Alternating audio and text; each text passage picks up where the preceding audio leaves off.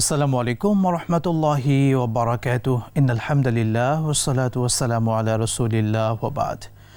দর্শক মণ্ডলী, সুন্দর এই সময়ে বিশ্বের যে প্রান্ত থেকে আপনাদের সকলের প্রিয় চ্যানেল ২১ টিভির পর্দায় আমাদের সাথে যুক্ত হয়েছেন, সকলকে আন্তরিক মোবারকবাদ, প্রীতি এবং শুভেচ্ছা জানিয়ে শুরু করছি ২১ টিভির সাপ্তাহিক নিয়মিত জনপ্রিয় ইসলামিক আয়োজন ইসলামী জিজ্ঞাসা। সাথে আছি আমি মোহাম্মদ আল আমিন খান। চমৎকার আয়োজনে আজকে অতিথি হিসেবে যুক্ত হয়েছেন বাংলাদেশের প্রখ্যাত ইসলামিক স্কলার, বিশিষ্ট ইসলামী চিন্তাবিদ, শিক্ষাবিদ এবং গবেষক ফদিলাতুল শেখ মোহতারাম মুফতি জামাল উদ্দিন, সম্মানিত প্রিন্সিপাল হজরত ফাতিমা রাদিয়াল্লাহু তাআলা আনহা আলিম মাদ্রাসা গ্যান্ডারিয়া, ঢাকা। শেখ ভালো আছেন? আলহামদুলিল্লাহ, আপনি কেমন আছেন? আলহামদুলিল্লাহ, আপনাকে অভিনন্দন আমাদের চমৎকার আয়োজনে। আপনাকে ধন্যবাদ। দর্শক, সুন্দর আয়োজনে আমরা প্রতি জুমাবার এই সুন্দর সময়ে ইসলামের একটি গুরুত্বপূর্ণ দিক নিয়ে কথা বলার চেষ্টা করি, যে বিষয়গুলো আমাদের জীবনকে পরিবর্তন করতে পারে এবং ইসলামের অজানা বিষয় আমরা আলোচনা করে থাকি, যেন আমরা দর্শকরা এই ব্যাপারে সুস্পষ্ট ধারণা পেতে পারে। আজকে আমরা এমন একটি বিষয় নিয়ে কথা বলবো, পবিত্র মহাগ্রন্থ আল কোরআনুল কারীমের চতুর্থ সূরা, সূরা আন-নিসা, ঐতিহাসিক এই সূরার প্রেক্ষাপট, নাজিলের কারণ, এই সূরা আমাদেরকে কি শিক্ষা দিয়ে যায়, এই সার্বিক বিষয়গুলো আজকে আমরা জানবো ইনশাআল্লাহ তাআলা। শেখ, আপনার কাছে সূরাতুন নিসা, এই সূরার সম্পর্কে প্রথমে যে বিষয়টি জানতে চাই, সূরা নিসার সংক্ষিপ্ত যে পরিচয় আছে, সংক্ষিপ্ত অর্থাৎ আয়াত সংখ্যা, কিভাবে নাজিল বা কোথায় নাজিল হয়েছে, এই সংক্ষিপ্ত পরিচয় দর্শকদেরকে আপনি জানাবেন। আলহামদুলিল্লাহি রাব্বিল আলামিন ওয়াসসালাতু ওয়াসসালামু আলা আশরাফিল আমবিয়া ওয়াল মুরসালিন ওয়া আলা আলিহি ওয়া আসহাবিহি আজমাইন। সূরা নিসা কোরআনে কারীমের অত্যন্ত প্রসিদ্ধ একটি সূরা। কোরআনে কারীমের সিরিয়ালভাবে যদি বলি ৪ নম্বর সূরা এটি। জি। এই সূরার নাম সূরা আন-নিসা। নিসা শব্দটি বহুবচন, এর এক বচন হলো ইমরাতুন। নিসাউন শব্দের অর্থ নারীগণ।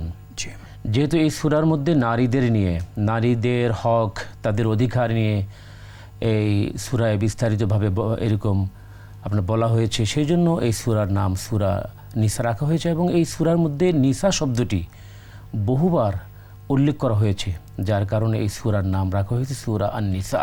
এই সূরাটি ৩য় হিজরিতে উহুদ যুদ্ধের পরে নাজিল হয়। এর আয়াত সংখ্যা ১৭৬, রুকু সংখ্যা হচ্ছে ২৪। এই সূরাটি মদিনায় অবতীর্ণ হয়েছিল। হ্যাঁ জি, মদিনায় অবতীর্ণ হয়েছে সূরাটি। এই তো সংক্ষিপ্ত পরিচয়, আমরা প্রাথমিক যেটা আলোচনা সেটা আমরা জানলাম। শেখ, এই সুন্দর এই সূরাটি, সূরা নিসা, যেটা নারীদেরকে উদ্দেশ্য করে বা এই নামে নামকরণ করা হয়েছে, এটা নাজিলের বেশ কিছু প্রেক্ষাপট আছে। কোন প্রেক্ষাপটে আয়াতগুলো বা এই সূরাটি নাজিল হয়েছিল, যদি সেটা দর্শকদেরকে আলোকপাত করতে। ধন্যবাদ। উহুদ যুদ্ধে ৭০ জন বিশিষ্ট সাহাবায়ে কেরাম শহীদ হন, শাহাদত বরণ করেন। তাদের শাহাদতের পরে তাদের স্ত্রীগণ, অনেকের স্ত্রীগণ বিধবা হয়ে যান, অনেকের সন্তানরা এতিম হয়ে যায়। তো এই সমস্যাগুলো দেখা দেওয়ার পরে যে তাদের লালন পালন কে করবে, তাদের স্ত্রীদের কি হবে, একটা জটিল সমস্যা যখন তৈরি হয়, তখন আল্লাহ তাআলা তাদের হক, তাদের অধিকার, এই সংক্রান্ত বিষয়গুলো এই সূরার মধ্যে আলোকপাত করেছেন। এবং জাহিলিয়াতের যুগে আরেকটি বর্ণনা এসেছে, জেহালাতের যুগে, আইয়ামে জাহিলিয়াতের যুগে মানুষ এতিমদের হক আদায় করত না, তাদের প্রতি জুলুম করত। তো সেই প্রতিকার, তাদের প্রতি জুলুম বন্ধ করা এবং তাদের হক আদায় করা, তাদের সম্পদ আত্মসাৎ না করা, তাদের সম্পদ গ্রাস না করা, এই সকল বিষয়গুলো এই সূরার মধ্যে আলোচনা করা হয়েছে এবং এরই প্রেক্ষিতে এই সূরা নাজিল হয়েছে। আমরা বলতে পারি এই সূরাটি মূলত নারীদের অধিকার, এতিমদের অধিকার এবং যারা অসহায় তাদের অধিকার প্রতিষ্ঠার ব্যাপারে আল্লাহ তাআলা এই সূরাটি নাজিল করেছেন। এটার মূল সারমর্ম যদি আমরা এইভাবে বলতে পারি। চমৎকার শেখ, অল্প কথায় আপনি বলেছেন। আমরা এই সূরার মধ্যে যে বিষয়টি আমাদের জানার বিষয়, এত বড় একটি সূরা, প্রায় ২৫০ মতো আয়াতে কারিমা, এই আয়াতে কারিমাগুলোতে আল্লাহ তাআলা আসলে এই সূরাটা শুরু করেছেন কোন ঘটনা দিয়ে বা কোন মেসেজ দিয়ে এই সূরাটাকে শুরু করলেন? সূরা আন-নিসার প্রথমেই বলা হয়েছে, ইয়া আইয়ুহান নাসুত্তাকু রাব্বাকুম আল্লাযী খালাকাকুম, যে হে মানুষ, তোমরা আল্লাহকে ভয় করো। অর্থাৎ তাকওয়া দিয়ে এই সূরাটি আরম্ভ করা হয়েছে। তাকওয়া একটি অত্যন্ত গুরুত্বপূর্ণ বিষয়। তাকওয়া মানে হচ্ছে বিরত থাকা, মানে গুনাহ থেকে, পাপাচার থেকে, কামাচার থেকে, সমস্ত অন্যায় কাজ থেকে বিরত থাকার নাম হলো তাকওয়া। মনে এটা লালন করা যে আল্লাহ আমাকে দেখছে, আল্লাহ আমাকে দেখছেন, আল্লাহর ভয় অন্তরে লালন করার নাম হচ্ছে তাকওয়া। তবে এটার একটা ডেফিনিশন আছে, এটা একটা সংজ্ঞা আছে, এটা একটা ব্যাখ্যা আছে। একবার হযরত আমিরুল মুমিনিন হযরত ওমর ইবনুল খাত্তাব তিনি আরেকজন সাহাবী হযরত উবাই ইবনে কাবকে প্রশ্ন করেছিলেন যে আল্লাহ তাআলা কোরআনে কারীমের বিভিন্ন জায়গায় তাকওয়া সম্পর্কে বলেছেন যে তোমরা ইত্তাকুল্লাহ, আল্লাহকে ভয় করো। কোথাও বলেছেন লাআল্লাকুম তাত্তাকুন, তোমরা হয়তো আল্লাহকে ভয় করবে। আরও বলেছেন হুদাল লিল মুত্তাকিন, এই কোরআন হচ্ছে মুত্তাকিদের জন্য হেদায়েত। তো উনি জানতে চেয়েছেন যে আল্লাহ তাআলা কোরআনে কারীমের বিভিন্ন জায়গায় তাকওয়া সম্পর্কে বলেছেন যে তোমরা আল্লাহকে ভয় করো, তাকওয়া হাসিল করো। আসলে তাকওয়াটা কি? তাকওয়ার একটা ব্যাখ্যা তিনি হযরত উবাই ইবনে কাব থেকে জানতে চেয়েছেন। তখন হযরত উবাই ইবনে কাব বললেন, আমিরুল মুমিনিন, আপনি কি কখনো এই কোনো কাঁটাযুক্ত পথ দিয়ে, কোনো বন জঙ্গল দিয়ে হেঁটেছেন? তখন বললেন যে আমি অনেকবার যুদ্ধকালীন সময় অথবা এমনি সময় আমি কাঁটাযুক্ত পথ দিয়ে অথবা কণ্টক কাকীর্ণ পথ দিয়ে হাঁটার সুযোগ আমার হয়েছে। ওই সাহাবী আবার প্রশ্ন করলেন যে আপনি কাঁটাযুক্ত পথ দিয়ে বন জঙ্গল দিয়ে কিভাবে হাঁটলেন? হযরত উমর তখন বললেন যে আমি খুব সতর্কভাবে সাবধানে পথ চলেছি যেন কাঁটা আমার শরীরে বিদ্ধ না হয়, আমার এই পোশাকে এবং দেহের মধ্যে কাঁটা যেন না লাগে।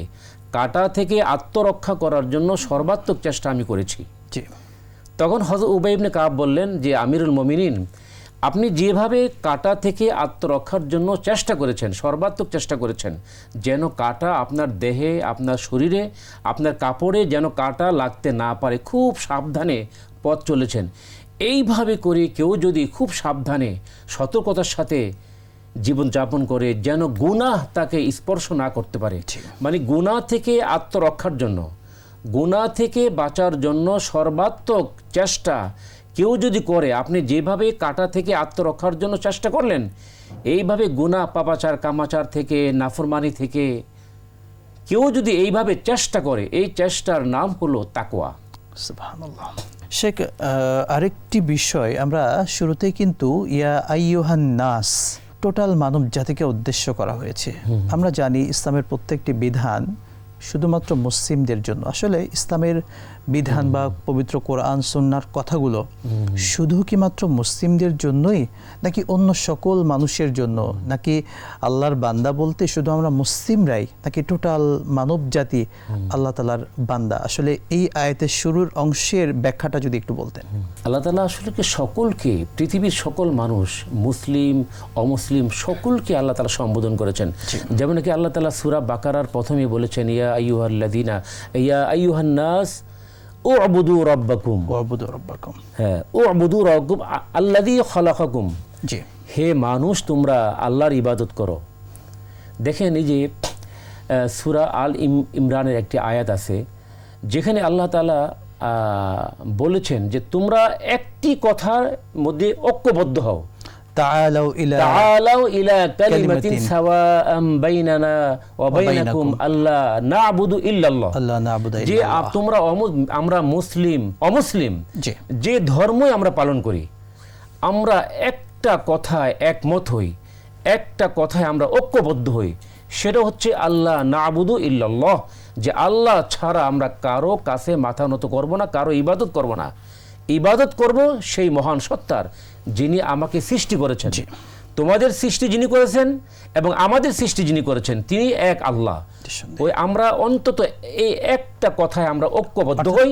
ইসলামের বিধানগুলো টোটাল মানব জাতির জন্য, আমরা বলতে টোটাল মানব জাতির জন্য ইসলামের বিধিবিধানগুলো আল্লাহ তাআলা নাজিল করেছেন। আল্লাহ তাআলা মেনশন করেন নাই যে শুধুমাত্র মুসলিম ইমানদার। আল্লাহ তাআলা এটা সূরা নিসার শুরুতে এটি কিন্তু আল্লাহ তাআলা আমাদেরকে বুঝিয়েছেন। শুকরান জাযাকাল্লাহ। শাইখ, আমরা এই সূরার মধ্যে আর কি কি বিষয়ে উল্লেখযোগ্য, অসংখ্য বিষয়ে আলোচনা হয়েছে, কিন্তু উল্লেখযোগ্য কোন কোন বিষয়ে এই সূরার মধ্যে সত্যিকার অর্থে আলোচনা হয়েছে? আসলে অনেকগুলো বিষয়, অনেক প্রেক্ষাপট এই সূরার মধ্যে এসেছে, অনেক ঘটনাবলী এসেছে, অনেক বিধিবিধান এসেছে। যেমন নাকি সূরা নিসার প্রথমে আল্লাহ তাআলা বলেছেন ইয়া আইয়ুহান নাসু তাকু রাব্বাকুমুল্লাযী খালাকাকুম মিন নাফসিন ওয়াহিদা, হে পৃথিবীর মানুষ তোমরা আল্লাহকে ভয় করো, ওই আল্লাহকে ভয় করো যিনি তোমাদেরকে একজন মানুষ থেকে সৃষ্টি করেছেন এবং তার থেকে তার স্ত্রীকে আল্লাহ তাআলা সৃষ্টি করেছে। এখানে আল্লাহ তাআলা মানুষ সৃষ্টির ইতিহাস আল্লাহ তাআলা এখানে বর্ণনা করেছেন যে তোমাদের ইয়া আইয়ুহান নাসু তাকু রাব্বাকুমুল্লাযী খালাকাকুম মিন নাফসিন ওয়াহিদা وخلق منها زوجها وبث منهما رجالا كثيرا ونساء واتقوا الله الذي تساءلون به والارحام ان الله كان عليكم رقيبا। এখানে আল্লাহ তাআলা বলেছেন যে ওই যে আল্লাহ একজন মানুষ থেকে তোমাদেরকে সৃষ্টি করেছেন, তার মানে পৃথিবীর যত ধর্ম আছে এখানে এই ধর্মগুলো তো পরে হয়েছে। তো মুসলিম, ইহুদি, খ্রিস্টান, মুশরিক, হিন্দু, বৌদ্ধ, যত ধর্ম আছে, যত মত আছে, যত সম্প্রদায় আছে, সকলকে আল্লাহ তাআলা বলছেন যে তোমাদেরকে একজন মানুষ থেকে আমি সৃষ্টি করেছি। তোমাদের সেই মানুষ থেকে আল্লাহ তাআলা পৃথিবীর সমস্ত মানুষকে আল্লাহ তাআলা সৃষ্টি করেছেন। এই কথা আল্লাহ তাআলা প্রথমে বলেছেন, তারপরে আল্লাহ তাআলা বলেছেন ওয়া আতুল ইয়াতামা হাক্কাহু, এতিমদেরকে তার অধিকার তোমরা দিয়ে দাও। এতিমের কথা বলেছেন, এতিমের সম্পদ তাকে বুঝিয়ে দাও। এতিমের সম্পদ আত্মসাৎ করবে না, এতিমের হক নষ্ট করবে না। এতিম কারা? এতিম হচ্ছে গিয়ে যার নাবালক অবস্থায় বাবা মারা গিয়েছে, অথবা যা এরকম নাবালক অবস্থায় বাবা মা যার উভয়ে ইন্তেকাল করেছে, ওই বাচ্চা হলো এতিম। যে এতিমের ব্যাপারে তোমরা আল্লাহকে ভয় করো। তারপরের পৃষ্ঠায় কিন্তু আছে যে আল্লাযীনা ইয়াকুলুনা আমওয়ালাল ইয়াতামা যুলমান ইন্নামা ইয়াকুলুনা ফি বুতুনিহিম নারা ওয়া সায়াসলাউনা সাঈরা। আল্লাযীনা ইয়াকুলুনা আল ইয়াতামা যুলমান, যারা এতিমের সম্পদ অন্যায়ভাবে গ্রাস করবে, মানে খাবে, ভক্ষণ করবে। আল্লাহ তাআলা বলেছে ইয়াকুলুনা, যে যারা এতিমের মাল, এতিমের সম্পদ যারা অন্যায়ভাবে ভক্ষণ করবে, খাবে। অর্থাৎ এই শব্দটা কিন্তু ভবিষ্যতের জন্য, বর্তমান ভবিষ্যৎ, অর্থাৎ সেই সময় এখন খাচ্ছে এবং ভবিষ্যতে খাবে। জি, হ্যাঁ, জি, এটা হলো আপনার মুজারের সিগা। জি, এখন খাচ্ছ এবং ভবিষ্যতে যারা এতিমের সম্পদ যারা ভক্ষণ করবে, খাবে। তোমরা কি করছো? ইন্নামা ইয়াকুলুনা ফি বুতুনিহিম নারা, তোমরা তোমাদের পেটে আগুন খাচ্ছ। এতিমের সম্পদ খাচ্ছ মানে তোমরা আগুন খাচ্ছ, দুনিয়াতে আগুন খাচ্ছ, আর আখিরাতে কি হবে? ওয়াসায়াসলাউনা সাঈরা, সাঈর নামক সেই কঠিন জাহান্নামে তোমাদেরকে নিক্ষেপ করা হবে এবং সেখানে তোমরা আগুনই খাবে এবং তোমরা এই আগুনের মধ্যে দগ্ধ হবে, বারবার তোমরা আগুনের মধ্যে দগ্ধ হবে। আমাদের সমাজে কিন্তু বিশেষ করে যারা এতিম সত্যিকার অর্থে, তারা বিভিন্নভাবে অবহেলিত। আমরা বিভিন্নভাবে দেখতে পেয়েছি এতিম পরিবার, বাবা মারা গিয়েছে ছোট ছোট বাচ্চা রেখে, হয়তো মা খুব স্ট্রাগল করে, পরিশ্রম করে সেই সন্তানদেরকে নিয়ে আস্তে আস্তে বড় করছেন, কিন্তু তার আপনজন যারা ছিল, হাজবেন্ডের ভাই বা আপনজন যারা ছিল, তাদের দ্বারাও কিন্তু সত্যিকার অর্থে তারা বিভিন্ন অত্যাচারে থাকে। চেষ্টা করে যে এক হাত জমি একটু জোর করে নেওয়ার জন্য, ওই দিক থেকে একটু ফসলটা নেওয়ার চেষ্টা করে। সহযোগিতার যে অনেক জায়গায় এমনটা আছে, বিভিন্নভাবে তাদেরকে বিপদে ফেলার বা তাদের থেকে খেয়ে নেওয়ার চেষ্টা করে। আসলে এই বিষয়টি একটু বলতেন সমাজের বর্তমান। আসলে এতিমরা, আমরা যদি দেখি আমাদের সমাজের প্রেক্ষাপট, যদি আমরা দেখি, যদি আমরা তাকাই, তাহলে দেখতে পাই যে আপনজনদের দ্বারা এতিমরা বেশি নির্যাতিত হয়, জুলমের শিকার হয়। কিভাবে কৌশলে তার সম্পদ আত্মসাৎ এরকম করা যায়, সেরকম ফন্দি ফিকির আমাদের সমাজের মধ্যে চলছে। অথচ এটা অত্যন্ত গর্হিত কাজ, অত্যন্ত জঘন্য কাজ। আল্লাহ নবী বলেছেন যে আল্লাহ তাআলা, দেখেন আমরা যে সূরাটা নামাজের মধ্যে পড়ি বেশি, যে আরাআইতাল্লাযী ইউকাযযিবু বিদ্দীন, যে আরাআইতা, আপনি কি দেখেছেন ওই লোককে যে বিদ্দীন, যে মানে পরকালকে, বিচারের দিনকে অস্বীকার করলো, যে দিনকে, ইসলামকে যে অস্বীকার করলো। ও নবী, আপনি কি ওই সমস্ত লোকদেরকে আপনি দেখেছেন যারা পরকালকে, আল্লাহর দিনকে অস্বীকার করেছে? এরপরে আয়াতে আল্লাহ তাআলা বলেছেন ফাযালিকাল্লাযী ইয়াদউল ইয়াতীম, এই যারা দিনকে অস্বীকার করলো, পরকালকে অস্বীকার করলো, আখিরাতকে অস্বীকার করলো, এরা তো ওই সমস্ত ব্যক্তি যারা এতিমকে গলা ধাক্কা দিয়ে বের করে দেয়, তাদের সম্পদ, তাদের বাড়িঘর দখল করে এতিমকে তাড়িয়ে দেয়, দূর দূর করে তাড়িয়ে দেয়। এরাই দিনকে অস্বীকার করলো, এরাই আখেরাত পরকালকে অস্বীকার করলো, আপনি কি নবী তাদেরকে দেখেছেন? আল্লাহ তাআলা এই সূরার প্রথমে সাবধান করেছেন যে এরা হলো ওই সমস্ত লোক যারা এতিমদের সাথে যারা দুর্ব্যবহার করে। নবীজি বলেছেন যে আনা ওয়া কাফিলুল ইয়তিম, এটা হলো বুখারী শরীফের হাদিস, আনা ওয়া কাফিলুল ইয়তিম কাহাতাইনি ফিল জান্নাহ। নবীজি 2 আঙ্গুল এইভাবে উঁচু করে এরকম দেখাইছেন যে আমি এবং যারা এতিমকে ভালোবাসে, এতিমকে যারা লালন পালন করে, এতিমের যারা দায়িত্ব গ্রহণ করে, আমি এবং ওই ব্যক্তি যে এতিমের অভিভাবক, আমরা জান্নাতে, বেহেশতে জান্নাতে পাশাপাশি অবস্থান করব। সুবহানাল্লাহ। নবীজি বলেছেন আনা ওয়া কাফিলুল ইতিম কাহাতাইনি ফিল জান্নাত, এতিমের দায়িত্ব গ্রহণকারী ব্যক্তি এবং আমি নবী একসঙ্গে জান্নাতে থাকবো পাশাপাশি। মানে আঙ্গুল এভাবে দেখিয়ে বলেছেন যে আঙ্গুল যেভাবে পাশাপাশি থাকে। হ্যাঁ, রাইট। সুবহানাল্লাহ।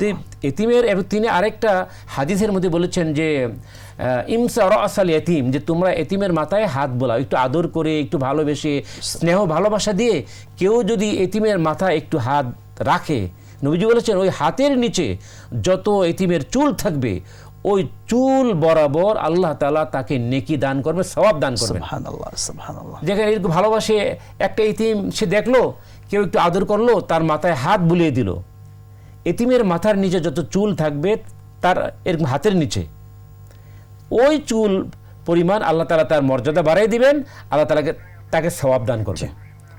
এই জন্য এতিমের আরেকটা হাদিসের মধ্যে আসে, যারা এতিমকে তত্ত্বাবধান করবে, এতিমের দায়িত্ব যে ব্যক্তি নিবে তাকে স্বাবলম্বী করবে, এতিমের দায়িত্ব নেওয়ার পরে তাকে লালন পালন করিয়ে লেখাপড়া শিখিয়ে একজন এতিমকে যে স্বাবলম্ব করে দিবে, নবীজি বলেছেন তার জন্য জান্নাত ওয়াজিব হয়ে যাবে। সুবহানাল্লাহ, সুবহানাল্লাহ। এতগুলো কথা বলেছেন। চমৎকার কিছু হাদিস আমরা আপনার থেকে শুনলাম। আমরা বিরতির পরে এই ব্যাপারে আরো শুনবো।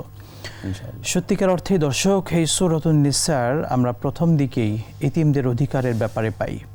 এতিমদের ব্যাপারে আল্লাহ সুবহানাহু ওয়া তাআলা তো বলেছেন, একই সঙ্গে আল্লাহ নবী সাল্লাল্লাহু আলাইহি ওয়াসাল্লাম এতিমদের অধিকারের ব্যাপারে, তাদের প্রতি সহানুভূতি দেখানোর ব্যাপারেও খুবই চমৎকারভাবে বলেছেন। আমরাও যদি এতিমের দায়িত্ব নিতে পারি, আমাদের জন্য কিন্তু আল্লাহ তাআলা জান্নাতকে ওয়াজিব করে দিবেন। আল্লাহ আমাদেরকে তৌফিক দিন, আমিন। আমরা সূরা নিসার আরও আলোচনা শুনবো বিরতির পরে ইনশাআল্লাহু তাআলা। দেখছিলেন প্রিয় চ্যানেলে প্রিয় অনুষ্ঠান ইসলামী জিজ্ঞাসা। নিচ্ছি ছোট্ট বিরতি, সাথেই থাকুন, ফিরছি ইনশাআল্লাহ। বিরতির পর আরও একবার স্বাগত জানাচ্ছি আপনাদের প্রিয় চ্যানেল 21 টিভির পর্দায় জনপ্রিয় ইসলামিক আয়োজন ইসলামী জিজ্ঞাসায়।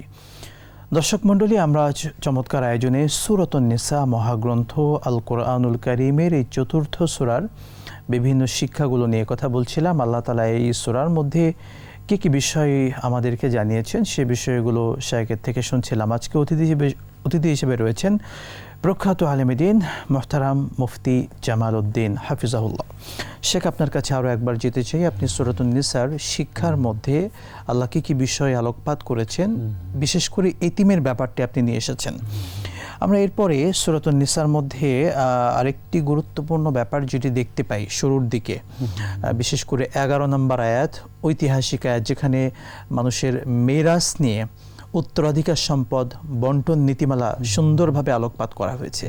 সেটিতে দর্শকদেরকে যদি বলতেন, এখানে কোনো ব্যক্তি যদি কোনো লোক মারা যায়, তার এই ঋণ পরিশোধের পরে তার যে এরকম পরিত্যক্ত সম্পদ থাকে, যেটা ওয়ারিসদের মধ্যে তারা বন্টন করে নেবে, সেই নীতিমালাগুলো, সেই নির্দেশনাগুলো আল্লাহ তাআলা এই পৃষ্ঠার মধ্যে ইউসিকুমুল্লাহু ফি আওলাদিকুম লিযযাকারি মিসলু হাযযিল উনসায়াইন, মানে সুন্দর করে কে কতটুকু পাবে একেবারে খুব সিরিয়াল ভাবে আল্লাহ তাআলা সুন্দরভাবে আলোকপাত করেছেন এখানে। এই মানে ওয়ারিসদের মধ্যে কে কতটুকু পাবে সেটার ব্যাপারে আল্লাহ তাআলা একটি বিষয় শেখ, আমরা এই আয়াতের শেষের দিকে যে ব্যাপারটি পাই, মিন বাদি ওয়াসিয়াতি ইউসি বিহা আওদাইন, আমরা এখানে যে মূলনীতিটা বলা হয়েছে যে এই সম্পদ বন্টন তখনই হবে, অর্থাৎ ঋণ পরিশোধ এবং ওসিয়ত মৃত ব্যক্তির যদি থাকে সেটা পূর্ণ করার পরে। কিন্তু আমাদের সমাজের চিত্র অনেক সময় ভিন্ন দেখতে পাই আমরা। অনেক সময় মৃত ব্যক্তি মারা গিয়েছেন, বাবা মারা গেলেন কিংবা মা মারা গেলেন, তাদের সম্পদগুলো আমরা বন্টনের জন্য এত পাগল পারা হয়ে যায় যে তাদের লাশটাকেও 2 দিন পর্যন্ত রেখে দিই। এমন ঘটনা দেখছি। দুঃখজনক। এমনকি বাবার যে ঋণগুলো ছিল সেই ঋণগুলোকেও সন্তানেরা পরিশোধ করছে না। যদি এই আয়াতের আলোকে সেটি একটু বলতেন।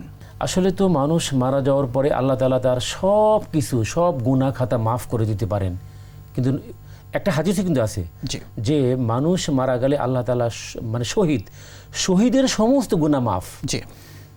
যে শহীদ ব্যক্তির সে দুনিয়াতে তার জীবদ্দশায় যত গুনাহ করেছে আল্লাহ তাআলা সমস্ত গুনাহ তার মাফ করে দেন, ইল্লা দাইন, কিন্তু দাইন ঋণ সেটা মাফ না। এটা তো বান্দার হক, বান্দার হকটা আল্লাহ তাআলা মাফ করে না। দেখেন এই আল্লাহর নবী, বিশ্ব নবী আকায়ে নামদার তাজদারে মদিনা মুহাম্মদুর রাসূলুল্লাহ সাল্লাল্লাহু আলাইহি সাল্লাম একবার এক জানাজার মধ্যে শরীক হলেন। নবীজি জানাজার নামাজ পড়াবেন, জানাজা নামাজ পড়ানোর আগে তিনি জিজ্ঞেস করলেন, এই মাইয়েতের কি কোনো ঋণ আছে? তখন বলা হলো, হ্যাঁ এই মাইয়েতের ঋণ আছে। তখন নবীজি বললেন, যদি এই মাইয়েতের ঋণ থাকে তাহলে আমি এই মাইয়েতের জানাজা নামাজ আমি পড়বো না, তোমরা কেউ এর ইমামতি করো, আমি এই লাশের জানাজা পড়বো না, নামাজ পড়বো না। সাহাবায়ে কেরামদের মধ্যে দুশ্চিন্তা এরকম বেড়ে গেল, আহারে আল্লাহর নবীর এইরকম ইমামতি করবেন, জানাজার নামাজে এই ব্যক্তির তিনি নামাজ পড়াবেন, এই জানাজার নামাজ থেকে যদি এই লোকটা বঞ্চিত হয়ে যায় আল্লাহর নবীর, তাহলে তার মতো হতভাগ্য আর কে হতে পারে? তখন এক সাহাবী বললেন, ইয়া রাসূলুল্লাহ, আমি দায়িত্ব নিলাম যে এই ব্যক্তির ঋণ আমি পরিশোধ করে দিব, আপনি নামাজ পড়ান। তখন বললেন, তুমি ঋণ পরিশোধ করবে তো? হ্যাঁ ইয়া রাসূলুল্লাহ, আমি এই মাইয়েতের ঋণ আমি পরিশোধ করব, এই মৃত ব্যক্তির ঋণ আমি পরিশোধ করে ফেলবো। তখন নবী বললেন, তাহলে তুমি যদি ওয়াদা করো আমার সাথে, তাহলে আমি এই ব্যক্তির জানাজার নামাজ আমি পড়াতে পারবো। তখন আল্লাহ রাসূল নামাজ পড়ালেন। একদিন পর যেই সাহাবী দায়িত্ব নিলেন তার সঙ্গে দেখা হলো নবীজির। তখন নবীজি জিজ্ঞেস করলেন, তুমি কি ওই মৃত ব্যক্তির ঋণ পরিশোধ করেছ? না ইয়া রাসূলুল্লাহ, আমি তো এখনো করিনি। কয়, ওই ব্যক্তি অনেক কষ্টে আছে, তুমি খুব জলদি তার ঋণ পরিশোধ করে দাও। এর পরের দিন আবার যখন দেখা হলো, নবীজি বললেন, তুমি কি তার ঋণ পরিশোধ করেছ? তখন ওই সাহাবী বললেন, ইয়া রাসূলুল্লাহ, আমি তার ঋণ পরিশোধ করেছি। তখন নবীজি বললেন, এই ব্যক্তি এখন তার মাথার মধ্যে যে বোঝা ছিল, বিশাল একটা বোঝা ছিল, ওই বোঝা থেকে সে হালকা হয়ে গেল। সুবহানাল্লাহ। তাহলে ঋণ একটা অত্যন্ত গুরুত্বপূর্ণ বিষয়। আমাদের সমাজের এই সন্তান যারা, বাবা মার এন্তেকালের পরে সন্তানদের দায়িত্ব হলো তার পরিত্যক্ত সম্পদ থেকে 1 নম্বরে তার ঋণ পরিশোধ করা। যদি সব সম্পদ শেষও হয়ে যায়, হ্যাঁ, কারণ ঋণ তো আল্লাহ তাআলা মাফ করবেন না, এই জন্য ঋণ পরিশোধের কথা আগে বলা হয়েছে। খুবই চমৎকার এবং খুবই গুরুত্বপূর্ণভাবে বিষয়টি আলোকপাত করেছেন শেখ। আরেকটি বিষয়, বিশেষ করে তাওবা, আমরা জানি আল্লাহ যদি তাওবা কবুল করেন আমরা অবশ্যই সফল হব। তাওবা কবুল হওয়ার যে সময়কাল, যে কখন তাওবা কবুল হবে বা কখন তাওবা কবুল হবে না, এই বিষয়ে কিন্তু আমরা সূরাত আন-নিসার মধ্যে আলোকপাত দেখতে পাই। যদি দর্শকদেরকে জানাতেন। আল্লাহ তাআলা সূরা নিসার এক আয়াতের মধ্যে বলেছেন যে, ইন্নামাত তাওবাতু আলাল্লাহি লিল্লাযিনা ইয়ামালুনা সুআ বিজাহালাতিন। কেউ যদি ভুল ক্রমে শয়তানের ধোকায় পড়ে, মানুষ আসলে গুনাহ করে নফস এবং শয়তানের প্রবৃত্তির অনুসরণ করে মানুষ গুনাহ করে। কেউ যদি পাপ করে ভুলবশত, তাহলে সে পাপ করার পর যদি অনুতপ্ত হয়, তাহলে আল্লাহ তাআলা তার তওবা কবুল করেন। তবে 2 অবস্থায় মানুষের তওবা কবুল হবে না। একটি হলো যখন সেই লোকটার মৃত্যুর সময় ঘনিয়ে আসে, যখন তার মৃত্যু যন্ত্রণা শুরু হয়ে যায়, যখন মালাকুল মউতকে সে দেখতে পায়, সে যখন এই জাহান্নাম দেখতে পায়, ওই সময়ে যদি সে তওবা করতে চায়, সেই তওবা আল্লাহ তাআলা কবুল করবেন না। আরেকটি হলো কিয়ামতের আগে আমরা জানি যে এখন তো সূর্য পূর্ব দিগন্তে উদিত হয়, পূর্ব দিক থেকে সূর্য ওঠে, কিন্তু কিয়ামতের আগে সূর্য পশ্চিম দিক থেকে উঠবে।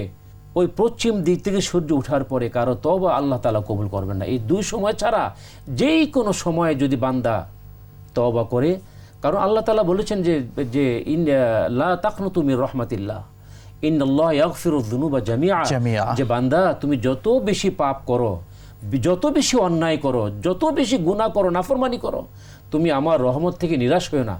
আমার রহমত থেকে যদি তুমি নিরাশ হয়ে যাও, কোথায় গিয়ে তুমি দাঁড়াবে? কোথায় কে তোমাকে আশ্রয় দিবে? কে তোমার গুনাহ মাফ করবে? আমি আল্লাহ ছাড়া তোমার পাপ মোচন করার মতো পৃথিবীতে আর কেউ নাই। সুতরাং তুমি গুনাহ করার পরে নিরাশ হয়েও না।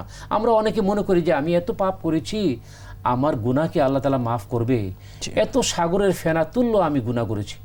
আল্লাহ তাআলা বলেছেন, যত বেশি তুমি গুনাহ করে থাকো, সাগরের ফেনা তুল্য গুনাহ যদি তুমি করো, পাহাড় পরিমাণ গুনাহ যদি তোমার হয়ে থাকে, তাহলে তুমি আল্লাহর রহমত থেকে নিরাশ হবে না। তো যদি তুমি তওবা করো, ইন্নাল্লাহা ইয়াগফিরুয যুনুবা জামিআ, আল্লাহ তাআলা তোমার জীবনের সমস্ত গুনাহ মাফ করে দেন, মাফ করে দিবেন। এবং নবীজি বলেছেন যে আত-তাইবু মিনাজ যামবি কামাল্লা যামবালা, তওবাকারী ব্যক্তি গুনাহ করার পরে, গুনাহ নাফরমানি করার পরে কোনো ব্যক্তি যদি আল্লাহর কাছে তওবা করে, এই জিনিসটা আল্লাহ এত পছন্দ করেন, ওই ব্যক্তিকে আল্লাহ এত ভালোবাসেন, তার সমস্ত গুনাহ মাফ করে দেন এবং তার গুনাহগুলোকে আল্লাহ তাআলা নেকি দ্বারা পরিবর্তন করে দেন। এবং আল্লাহ তাআলা এত বেশি খুশি হন যে তার কোনো গুনাহই নাই। সুবহানাল্লাহ। মানে গুনাহ থেকে তওবাকারী ব্যক্তিকে আল্লাহ তাআলা এমনভাবে মাফ করে দেন যেন সে কোনোদিন গুনাহই করে নাই। কামা ওয়ালাদাতহু উম্মুহু, একজন সদ্য ভূমিষ্ঠ শিশু, যে শিশুটা এখন এরকম ভূমিষ্ঠ হলো, সে যেমন নিষ্পাপ হয়ে যায়, গুনাহ থেকে তওবাকারী ব্যক্তিও এরকম। তবে তওবার কতগুলো শর্ত আছে, হাদিসের মধ্যে আসছে। 1 নম্বর শর্ত হলো তওবা কবুল হওয়ার জন্য যে বর্তমানে বান্দা যে গুনায় লিপ্ত আছে সেই গুনাহ ছেড়ে দিতে হবে। জি, আপনি গুনাহ করতেছেন, আপনি একজন নারীর দিকে, একজন বেগানা নারীর দিকে তাকিয়ে আছেন, সে তাকিয়ে আছেন আপনি, আর আপনি তওবা করতেছেন, আস্তাগফিরুল্লাহ বলতেছেন, তাহলে তো এই তওবা আপনার কবুল হবে না। বর্তমানে আপনার মধ্যে যে গুনাহ করার অভ্যাস আছে, এই গুনাহ ছাড়তে হবে।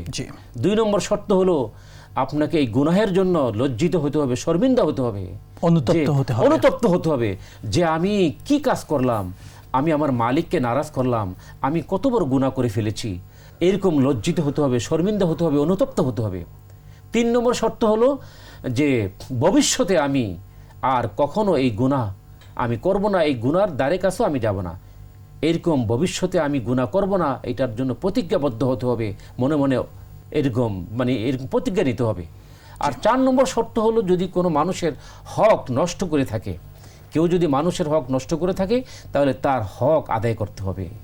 মনে করে কেউ যদি কারো কাছ থেকে কোনো টাকা পয়সা ধার নিয়ে সে আর দিল না, এটা পরিশোধ করলো না, অথবা কোনো দোকান থেকে সে বাকিতে জিনিসপত্র কিনলো, তার এই পেমেন্ট তাকে দিল না, এইভাবে যদি মানুষের হক থাকে, অথবা কারো প্রতি জুলুম করেছে, কাউকে অন্যায়ভাবে প্রহার করেছে, কারো হক নষ্ট করেছে, এইভাবে যদি মানুষের হক নষ্ট করে থাকে, তাহলে যাদের হক সে নষ্ট করেছে তাদের হক তাকে আদায় করে দিতে হবে। তারপরে তার তওবা আল্লাহ তাআলা কবুল করবেন। এই 4টা শর্ত যদি তওবার মধ্যে থাকে, তাহলে আশা করা যায় আল্লাহ তাআলা তাকে নিষ্পাপ করে দিবেন, তার গুনাহ, সমস্ত গুনাহ খাতা আল্লাহ তাআলা মাফ করে দিবেন। শুকরান, জাযাকাল্লাহ। আমরা এই সূরার মধ্যে তাওবার ব্যাপারটিও পাই যে মানুষের তাওবা কখন কবুল হবে, কখন তাওবা কবুল হবে না। চমৎকার বলেছেন যে আমি বারবার একই গুনাহ রিপিট করছি, বারবার করছি, তাহলে কিন্তু সেটা আসলে তাওবা হলো না, প্রকৃত তাওবা কিন্তু হচ্ছে না। সেখানে আমরা আরেকটি বিষয় দেখতে পাই, বিশেষ করে আমাদের পারিবারিক জীবন, স্বামী স্ত্রীর মাঝে যখন মনোমালিন্য তৈরি হয় অনেক সময় বিভিন্ন কারণে, এই মনোমালিন্য তৈরি হলে আমরা যে কাজটি করি, রাগের মাথায় স্বামী স্ত্রীকে 3 তালাক দিয়ে ফেলে, দেওয়ার পরে হুজুরের কাছে এসে বলে আমি তো রাগের মাথায় 3 তালাক দিয়ে ফেলেছি, এখন কি করব, আমি সংসার করতে চাই। তো এই যে সিচুয়েশন তৈরি হয়, আমরা স্বামী স্ত্রীর মাঝে মনোমালিন্য তৈরি হলে কোরআন সুন্নাহ, বিশেষ করে সূরাতুন নিসায় কি নির্দেশনা এসেছে সেটা একটু বলতেন। ধন্যবাদ। আসলে স্বামী স্ত্রীর মধ্যে তো মনোমালিন্য হতেই পারে, দাম্পত্য জীবনে সমস্যা তৈরি হতেই পারে, তবে এটার সমাধানও আছে। এরপরেও যদি কোনো স্ত্রী স্বামীর অবাধ্য হয়, তো সেই ক্ষেত্রে যে সূরা নিসার মধ্যে আল্লাহ তাআলা বলেছেন তার এরকম নীতিমালা, স্বামীর জন্য স্বামী কি করবে তখন, স্ত্রী যদি অবাধ্য হয় তখন স্বামী কি করবে। আল্লাহ তাআলা 1 নম্বর বলেছেন ফাইজুহুন্না যদি তুমি দেখতে পাচ্ছ যে তোমার কথা সে বারবার লঙ্ঘন করছে, তোমার স্ত্রী তোমার কথা মানছে না, তোমার সংসার জীবনে সে অনেক ঝামেলা করছে, যদি তুমি এরকম দেখতে পাও, তাহলে ফাইজুহুন্না, 1 নম্বরে তুমি তাকে উপদেশ দাও, তুমি তাকে বুঝাও যেন সে ফিরে আসে, স্ত্রী যেন তার ভুল বুঝতে পারে, ভুল বুঝে যেন সে তাকে সংশোধন করে নিতে পারে, তাকে তুমি সুযোগ দাও। ফাইজুহুন্না, আল্লাহ তাআলা 1 নম্বর বলেছেন যে তুমি তাকে উত্তম উপদেশ দাও, ভালো নসিহত করো।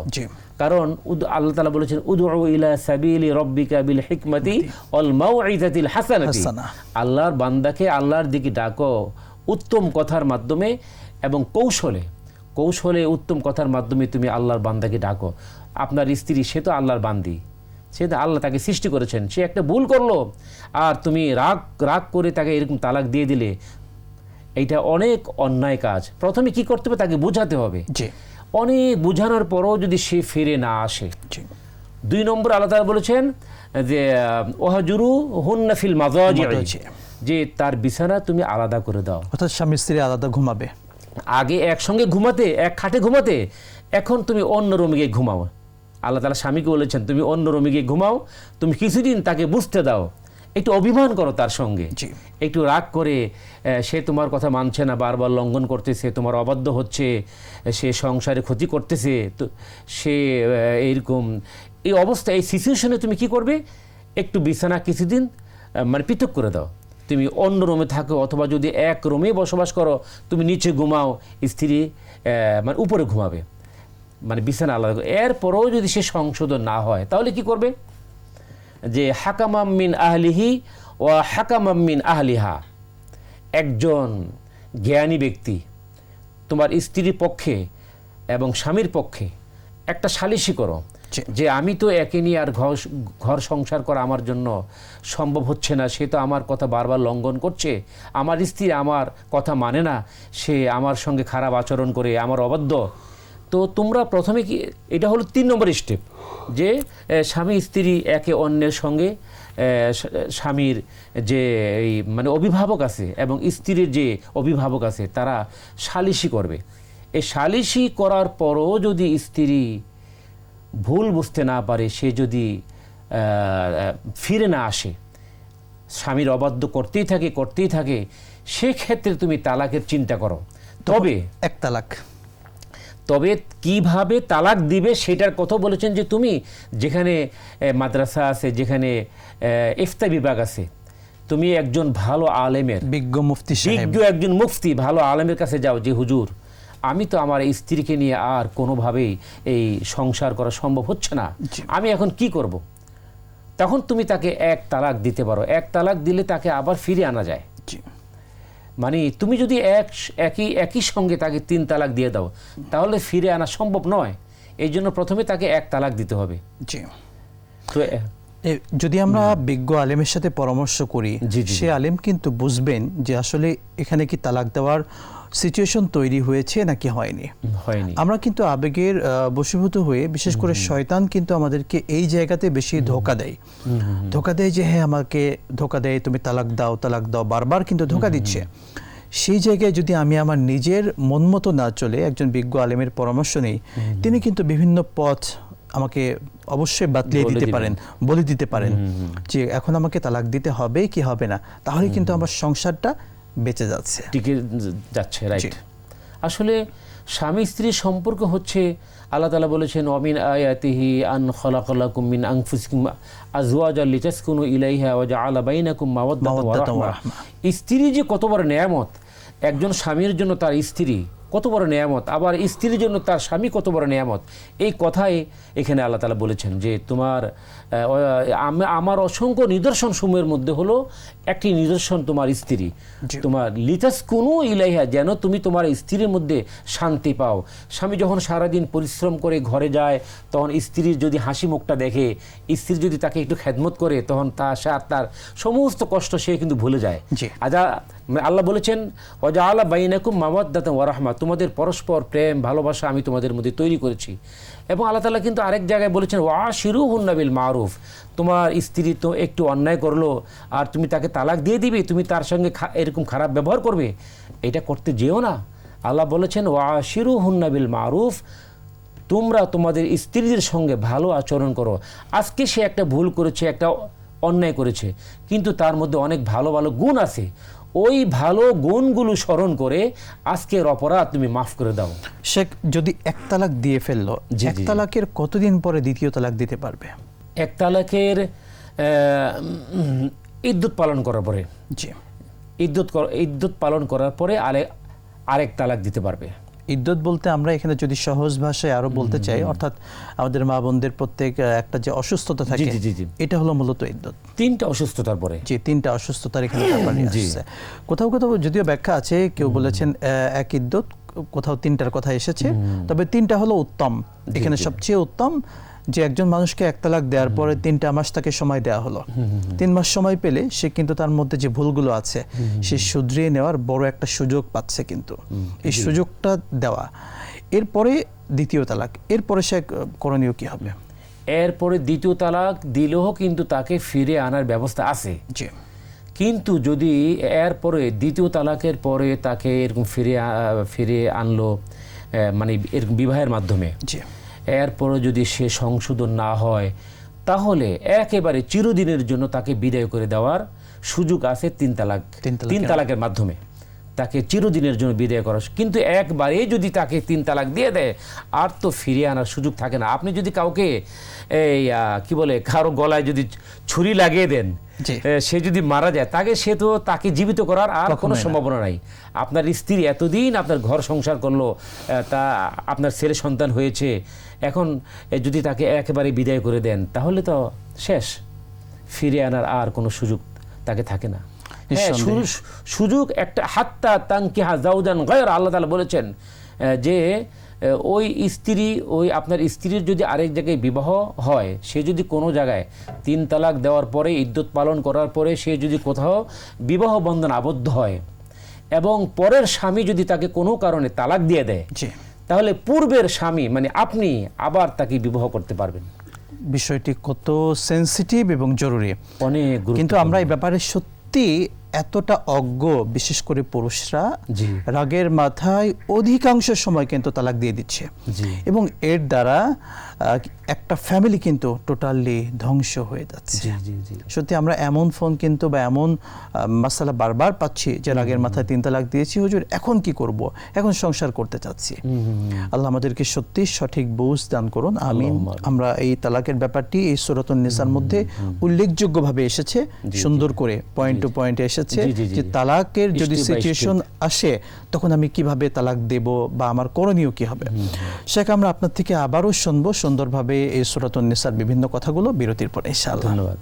প্রিয় দর্শক মণ্ডলী, দেখছিলেন প্রিয় চ্যানেল 21শে টিভির পর্দায় জনপ্রিয় ইসলামিক আয়োজন ইসলামী জিজ্ঞাসা। সময় হয়েছে আরও একটি ছোট্ট বিরতির, সাথেই থাকুন, ফিরছি ইনশাআল্লাহ। বিরতির পর আরও একবার স্বাগত জানাচ্ছি আপনাদের প্রিয় চ্যানেল 21শে টিভির পর্দায় জনপ্রিয় ইসলামিক আয়োজন ইসলামী জিজ্ঞাসায়। দর্শক মণ্ডলী, আমরা সূরাতুন নিসার বিভিন্ন শিক্ষা নিয়ে কথা বলছিলাম, জানাচ্ছিলাম আপনাদেরকে বিভিন্ন পয়েন্ট এই সূরার। সেখানে আমরা বিরতির পূর্বে পয়েন্টে পয়েন্টে অনেকগুলো কথা জেনেছি এই সূরার শিক্ষাগুলো নিয়ে। বিশেষ করে আমরা এই সূরার মধ্যে, বিশেষ করে পৃথিবীর কোথাও যদি মুসলিম জাতি, মুসলিমরা আক্রান্ত হয়, নির্যাতনের শিকার হয়, তখন মুসলিম হিসেবে বিশ্বের অন্য প্রান্তের মানুষ হিসেবে আমাদের দায়িত্ব কি হবে, এই সূরায় কি শিক্ষা এসেছে? আল্লাহ তাআলা সূরা নিসার সম্ভবত 36 নম্বর আয়াত এটি, যে আল্লাহ তাআলা বলছেন ওমা লাকুম লা তুকাতিলুনা ফি সাবিলিল্লাহ ওয়াল মুস্তাযআফিনা মিনার রিজালি ওয়ান নিসাই ওয়াল বিলদান الذين يقولون ربنا أخرجنا من هذه القرية الظالم أهلها واجعل لنا من لدنك وليا واجعل لنا من لدنك نصيرا। এটি অত্যন্ত গুরুত্বপূর্ণ একটি আয়াত এবং আল্লাহ তাআলার নির্দেশনা। পৃথিবীর কোথাও যদি কোনো মুসলিমরা আক্রান্ত হয়, জালিমদের দ্বারা যদি আক্রান্ত হয়, জুলুমের শিকার হয়, তাহলে আল্লাহ তাআলা এখানে বলেছেন যে ওমা লাকুম লা তুকাতিলুনা ফি সাবিলিল্লাহ, সেই মাজলুমদের কথাগুলো আল্লাহ তুলে ধরেছেন। আল্লাহ তাআলা এখানে মাজলুমদের কথাগুলো, কারণ মাজলুম ব্যক্তি এমন যে সে যা দোয়া করবে তার দোয়া কিন্তু কবুল হয়ে যাবে। আল্লাহ এবং তার দোয়ার মাঝে কোনো পর্দা থাকে না। মাজলুমকে আল্লাহ এত ভালোবাসেন, যার উপর নির্যাতন করা হলো, নির্যাতিত ব্যক্তি আল্লাহর কাছে অনেক প্রিয়, তাদেরকে উদ্ধার করার জন্য আল্লাহ বলছেন, হে মুসলিম জাতি, কি হলো তোমাদের? তোমরা কেন তাদেরকে উদ্ধার করার জন্য চেষ্টা করছো না? ওই সমস্ত নারী, পুরুষ এবং বৃদ্ধ এবং শিশু, নারী, শিশু, বৃদ্ধ, এবং তারা যখন আর্তনাদ করে আমার কাছে যে আল্লাহ আমাদের জন্য একজন অভিভাবক, একজন নেতা, আমাদের নেতৃত্ব দিবে এমন একজন আপনি দুনিয়াতে পাঠান, তারা যখন নির্যাতিত হয়ে, জুলমের শিকার হয়ে তারা যখন আর্তনাদ করে, তোমরা তাদেরকে সাহায্য করার জন্য কেন এগিয়ে আসছো না? হে মুসলিম জাতি, মুসলিম জাতি তো একটা দেহের মতো। নবীজি বলেছেন, আল মুমিনুনা কা জাসাদিন ওয়াহিদিন, পৃথিবীর সমস্ত মুসলিমরা হচ্ছে একটা দেহের মতো। দেহের এক অংশ যদি আক্রান্ত হয়, অসুখ হয়, সারা দেহের মধ্যে সেটার ব্যথা অনুভব হয়। তো পৃথিবীর মুসলিমরা যে প্রান্তেই আক্রান্ত হবে, মুসলমানদের উচিত হবে তাদেরকে উদ্ধার করার জন্য চেষ্টা করা। অন্তত আজকে দেখেন ফিলিস্তিন, এই ফিলিস্তিনের অবস্থা দেখলে, এই বিভৎস অবস্থা, কি বলবো আপনাকে। আমার দর্শকবৃন্দ, আপনারা জানেন ফিলিস্তিনে আমার মুসলিম ভাই বোনেরা, শিশুরা কিভাবে আক্রান্ত হচ্ছে, অভিশপ্ত ইহুদিদের মাধ্যমে তারা কিভাবে আক্রান্ত হয়েছে। এই বিভৎস দৃশ্য, এই ভিডিওগুলো দেখে মুসলমান ঠিক থাকতে পারার কথা না, মুসলমান পাগল হয়ে যাওয়ার কথা যে আমার ভাই তারা, আমার বোন তারা, এই শিশুরা একটু খাবার পাচ্ছে না। দেখেন এই শিশুরা যারা 2 দিন 3 দিনের অনাহারী শিশু এবং মানুষ, তারা যদি একটু ত্রাণ আনার জন্য, এক টুকরা রুটি আনার জন্য যখন তারা একত্রিত হয়, এক জায়গায় যায়, সেখানেও তাদেরকে বোম্বিং করে তাদেরকে ধ্বংস করে দেওয়া হচ্ছে। এই চিত্র দেখেতে আমরা মুসলিম, দেখেন এর আশেপাশে যে সমস্ত আরব দেশগুলো আছে, আরব দেশগুলো শাসক যারা আছে, রাজা বাদশাহ যারা আছে, তাদের তেমন কোনো ভূমিকা নাই। সত্যিকার অর্থে শেখ, আমরা তাদের প্রতি আমাদের মায়া, ভালোবাসা, সমবেদনা এবং দোয়া করা, সবগুলো আল্লাহর কাছে দোয়া করা। সত্যিকার অর্থে তাদের পাশে দাঁড়াতে হবে। এটিও কিন্তু প্রত্যেক মাজলুমদের পাশে দাঁড়ানোর শিক্ষা কিন্তু এই সূরাতুন নিসার মধ্যে আল্লাহ নির্দেশ দিয়েছেন। চমৎকার বলছিলেন শেখ। আমরা আরেকটি বিধান দেখতে পাই, বিশেষ করে অজু এবং তায়াম্মুম, আমাদের পবিত্রতার বড় একটি বিধান। অজু এবং তায়াম্মুমের ব্যাপারে এই সূরার মধ্যে আসলে কি আলোকপাত হয়েছে? আল্লাহ তাআলা এই সূরার এক আয়াতের মধ্যে বলেছেন, ইয়া আইয়ুহাল্লাযীনা আমানু ইযা কুমতুম ইলাস সালাতি ফাগসিলু উজুহাকুম ওয়া আইদিয়াকুম ইলাল মারাফিকি ওয়ামসাহু বিরুসিকুম ওয়া আরজুলাকুম ইলাল কাবাইন। মানে অজুর প্রধান যে আরকানগুলো আছে সেগুলো আল্লাহ তাআলা এই সূরার মধ্যে বর্ণনা করেছেন, অজুর ফরজগুলো। জি, তোমরা যখন মানে ইবাদত করার জন্য নিয়ত করো, তোমরা নামাজ পড়বে বা কোরআন তেলাওয়াত করবে, অথবা নামাজ পড়ার জন্য যখন তোমরা মন স্থির করো, তোমরা নিয়ত করো, তখন প্রথমে তোমাদেরকে তাহারাত অর্জন করতে হবে, পবিত্রতা অর্জন করতে হবে। কিভাবে তোমরা পবিত্রতা অর্জন করবে? প্রথমে তোমরা তোমাদের মুখমণ্ডল ভালোভাবে ধৌত করবে, এরপরে 2 হাত কনুই পর্যন্ত তোমরা ভালোভাবে ধৌত করবে, তোমাদের মাথা 4 ভাগের 1 ভাগ মাথা মাসিয়ে করবে, এবং 2 পা টাকনু গিরা পর্যন্ত তোমরা ধৌত করবে। এটি হলো সর্বনিম্ন, এটি হলো অজুর ফরজ। এই 4টা কাজ করে। যেখানে পানির অভাব, পানি খুব কম পাওয়া যায়, সেখানে কেউ যদি এই 4টা কাজ করে তার অজু হয়ে যাবে। কিন্তু সুন্নত তরিকার মানে অজু হলো, আমাদের নবীজি আমাদেরকে যেভাবে অজু শিক্ষা দিয়েছেন, যে প্রথমে নিয়ত করতে হবে, এরপরে বিসমিল্লাহ বলে অজু শুরু করতে হবে, 3 বার কুলি করতে হবে, 3 বার নাকে পানি দিতে হবে, তারপর সমস্ত মুখমণ্ডল 3 বার ধৌত করতে হবে, 2 হাত 3 বার করে ধৌত করতে হবে, মাথা সমস্ত মাথা 1 বার মাসে করতে হবে, পাগুলি ভালোভাবে ধৌত করতে হবে। এগুলো হলো অজুর সুন্নত। কিন্তু অজুর ফরজগুলো আল্লাহ তাআলা এই আয়াতের মধ্যে বর্ণনা করেছেন। এরপরে কোথাও যদি পানি না পাওয়া যায়, তুমি যদি জুনুবি হও, মানে জুনুবি মানে স্ত্রী সুলভ আচরণ যদি তুমি করো, স্বামী স্ত্রী একসঙ্গে থাকার পরে যদি তোমার গোসল ফরজ হয়ে যায়, সেখানে তুমি যদি পানি না পাও এবং তোমার যদি অজু করার দরকার হয় কিন্তু পানি নাই কোথাও, অথবা পানি আছে সেখানে তোমার ভয় আছে যে আমি যদি পানির কাছে যাই তাহলে হয়তো কোনো হিংস্র জানোয়ার আমাকে ধ্বংসন করতে পারে, আমার ক্ষতি করতে পারে, দুশ্মন আমাকে হত্যা করতে পারে, অথবা যদি 1 মাইলের মধ্যে কোথাও যদি পানি না পাওয়া যায়, সেই ক্ষেত্রে আল্লাহ তাআলা অপশন দিয়েছেন যে তুমি পবিত্র মাটি দ্বারা তায়াম্মুম করো। ফাতায়াম্মামু সাঈদান তাইয়িবান, এবং তায়াম্মুমের মধ্যে ফামসাহু বিউজুহিকুম ওয়া আরজুলাকুম, যে অজুর মধ্যে তায়াম্মুমের হলো 3টা কাজ আল্লাহ তাআলা এখানে বলেছেন। যে 1 নম্বর হলো আমরা জানি নিয়ত করা।